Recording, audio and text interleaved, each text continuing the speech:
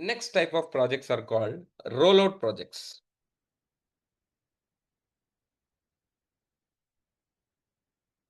So what are these rollout projects?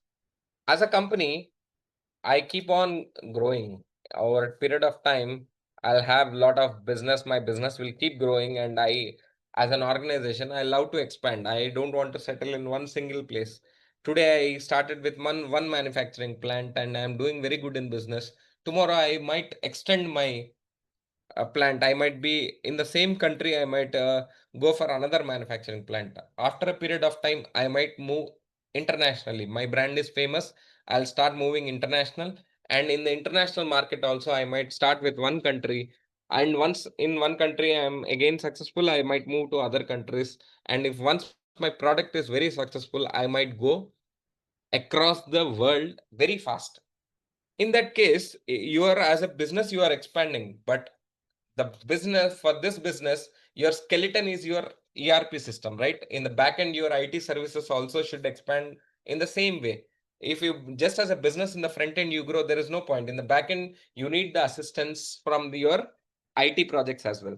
So now you are able to record all the data of your organization into SAP in one country, and if you start moving to the new country, such kind of projects and such kind of projects requires same configuration settings for each country.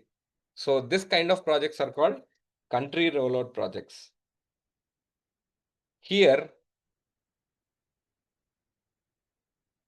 required configurations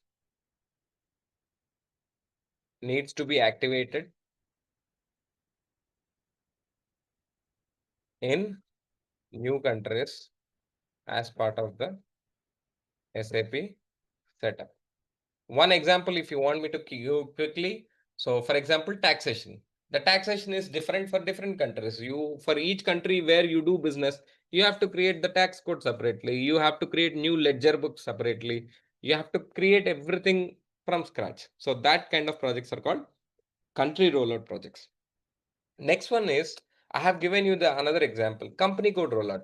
Within the same country, if you want to add a sister company or a subsidiary company, or you wanted to record the information separately. For example, I'll take the case of Pepsi and Frito-Lays.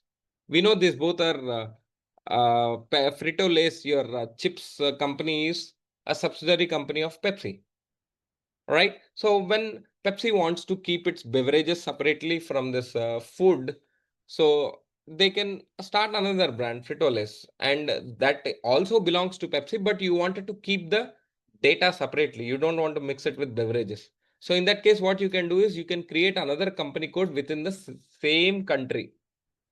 Okay, so what you're doing is you're creating the ledger book separate. Your all the accounting books, whatever is necessary to capture the information with respect to the new company, you'll capture it separately. So in that cases, you will create a company code rollout project. Here in the same country,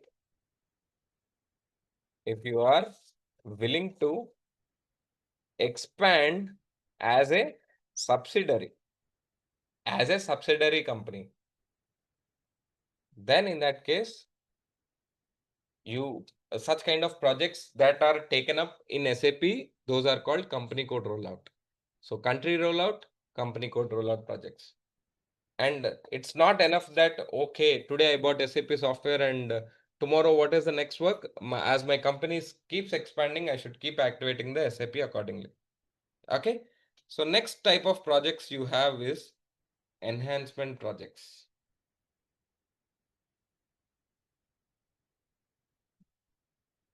So what are these enhancement projects?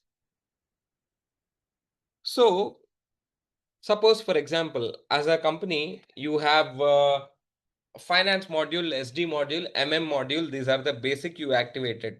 Fine. Tomorrow, your organization, they wanted also to activate HR module. As a company, you have expanded. You wanted to activate treasury module. You wanted to activate quality management module. You want to activate production planning module. You want to activate plan management module. Or you wanted to take up additional features. Suppose, for example, I you as a company now, you SAP has provided you some standard options available. SAP has given you with some 10 options. You didn't like the 10 options, but you wanted the 11th option to be added in the system, which is not offered by the SAP standard software. So you can take the help of your ABAPer and develop your own programming setup required for it. Okay, so you can develop the options, additional or 12th option or 13th option or a 14th option using the ABAP consultant and do the enhancement. So what is that is add additional features to the existing software. Such kind of projects are called enhancement projects. Okay. So SAP is a standard software. Already business processes will be in place. But if you want additional, you go for the enhancements. Okay. And next, the last type of projects are called upgradation projects. So what are these upgradation projects? Basically, as an organization, I bought SAP software. SAP is launched in 1972. In the process, SAP has come up with so many softwares. The famous software we all know is SAP ECC software. Now the industry has launched a new software. SAP company has launched a new software, SAP S/4HANA. They launched it in the year 2015. So, for example, when you buy a mobile phone, every year, every month, or every quarter, the companies keep launching new models. Whenever they launch new models, they keep sharing you the updates on the mobile. So software updates, some bug fixes, they will keep sending you some regular updates. They might send it for 5 years. Usually, mostly it is sent not more than 5 years. Once a mobile is 5 years or 3 years old, so in some countries in US, it is considered as per the legal law, any device you buy that will last electronic item, the maximum depreciation time as per the US government is 3 years. If you take the case of India, it will go for 5 years. So whenever you take any product, what happens is usually they give software update for 5 years. You take any mobile phone or any gadget, you for that sake you say no electronic gadget, they will provide update after 5 years. That is the most common thing that you might have observed till date. Same case with SAP. If SAP has sold a software version to you, they might have sold 2015 version to you. They might have sold 2020 version to you. They might have sold 2023 version to you. Different versions of SAP will have updates that are being provided by SAP. Apart from these updates, you wanted to upgrade your software by yourself. Like now you in the market, you have the upgrade projects going from ECC to S4 HANA. You are revamping your entire application. So you wanted the latest features. SAP, I told you, it offers only support for 2015. The SAP S4 HANA system version that you bought in 2015 will be completely different from the recent one that is 2023. 2015, if SAP is providing the support for 5 years, that means by 2020 itself, all the softwares will be reaching its peak. So you will not get any new features or bonus benefits from SAP. In that case, what you need to do? You need to buy the latest S4 HANA upgrade from SAP. You need to buy it additionally again.